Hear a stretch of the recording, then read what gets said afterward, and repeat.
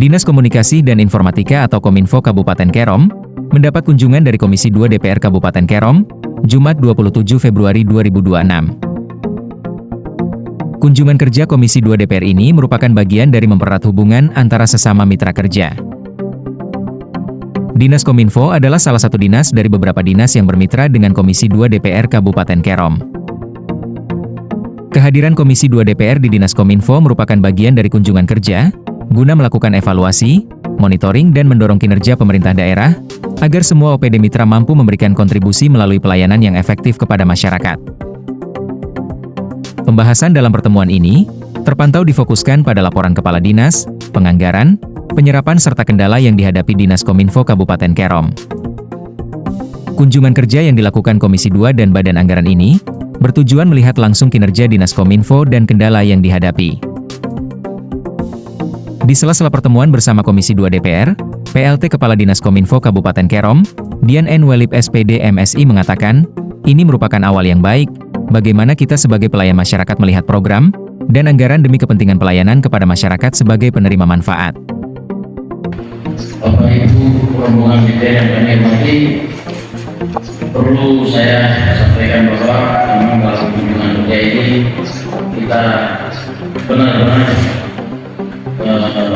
berharap banyak dan juga ini merupakan awal yang baik bagaimana kita sebagai pelayan masyarakat yang bisa mengatur program anggaran dan juga dengan masyarakat sebagai penerima manfaat dan juga mereka tentunya kita berharap legitimasi secara kolektif dari Bapak Ibu dari anggota DPR, lembaga oleh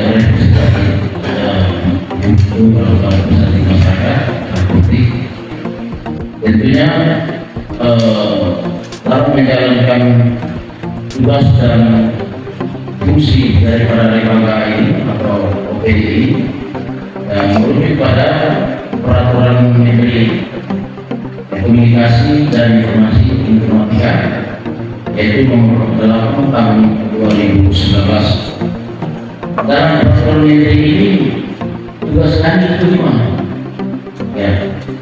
Yang pertama itu di dokumen sudah kita sampaikan.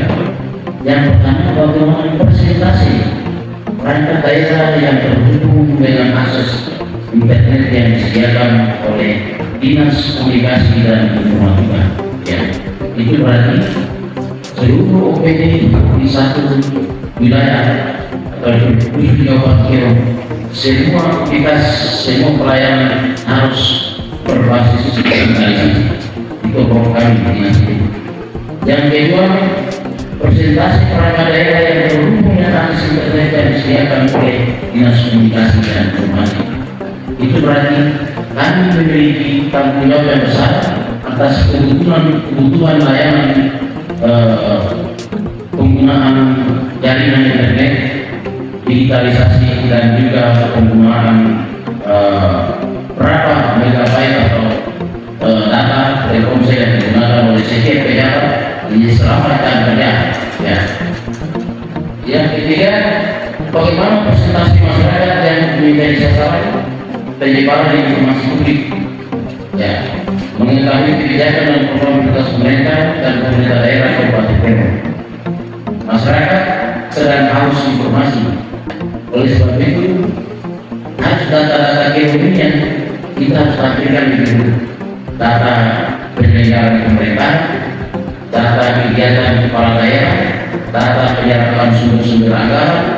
Ini tugas kami untuk menyediakan saluran ataupun media-media yang bisa diketahui oleh masyarakat melalui salah satunya HP sebagai penggunaan yang mudah dijangkau oleh masyarakat. Yang keempat itu tugas kami sesuai dengan peraturan Menteri Nomor 8 tahun 2019 adalah yang keempat, presentasi perangkat daerah yang menggunakan data statistik dalam menyusun perencanaan pembangunan daerah. Ya, saya pikir sejak 2018 penyelenggaraan pemerintahan kita ya sudah berbasis digitalisasi. Ya, penyusunan program kita pernah ada namanya Krisna, aplikasi Krisna, Sinda. Sekarang kita sudah menggunakan aplikasi SIPD, Sistem Informasi Pemerintahan Daerah. Terkait itu maka sebenarnya Dinas Kominfo ini memegang peran sangat strategis. Usai menerima laporan Kepala Dinas Kominfo Kabupaten Kerom Bian N. Welip SPD MSI, Ketua Komisi 2 DPR Kabupaten Kerom, Iwan Siswanto SH mengatakan, Komisi 2 merupakan mitra Dinas Kominfo, maka segala kegiatan Dinas Kominfo boleh berkoordinasi dengan Komisi 2, terutama pada saat penyusunan anggaran. Yang paling penting adalah, bagaimana Kepala Dinas Kominfo untuk terus membangun komunikasi dengan Komisi Mitra atau Komisi 2. Dalam penyusunan anggaran program Dinas Kominfo, program mana yang sesuai dengan kepentingan masyarakat, Komisi 2 tentu mendukung program tersebut, ujar Iwan Siswanto. Komisi 2 turun terus. Pertama, evaluasi, monitoring, dan mendorong bagaimana agar Pemda ini semua OPD ini bisa ada kontribusi melalui penggalangan kreatif. Memang pada saat penyusunan APBD 2026 ini, saya langsung dengan teman-teman lain, pagu dananya masih di Kominfo kecil ya. Kalau Komisi 2 ini kan berbeda salah satunya dengan Kominfo. Maka segala kegiatan Kominfo, apa yang dilakukan oleh Kominfo boleh berkoordinasi dengan Komisi 2, terutama pada saat menyusun anggaran. Maka sering-seringlah berkomunikasi dengan Komisi Mitra, kalau Kominfo dengan Komisi 2, karena dinas lain juga seperti itu.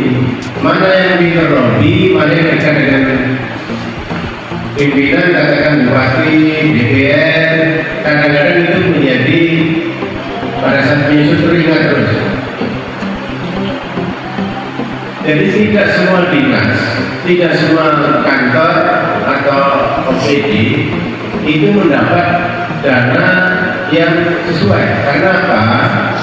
Kalau programnya kira-kira program itu saja tidak menyentuh rakyat, maka kita abaikan itu. Mana dinas yang menyusun kegiatan pro rakyat sesuai dengan tupoksinya? Katakan Dinas Kominfo ini, dinas yang sangat vital. Bagaimana cyber kita, bagaimana jaringan kita, apakah masih ada blogspot ya, blogspot itu mana saja, itu harus disampaikan sehingga nanti pada saat penyusunan anggaran itu kita bisa dorong minimal pendampingan, karena Kominfo ini sebenarnya banyak budget dana yang bisa diambil dari pusat. Laporan tahun lalu saya pernah mendengar bahwa itu ya perangkat apa yang disewakan kepada provider ya.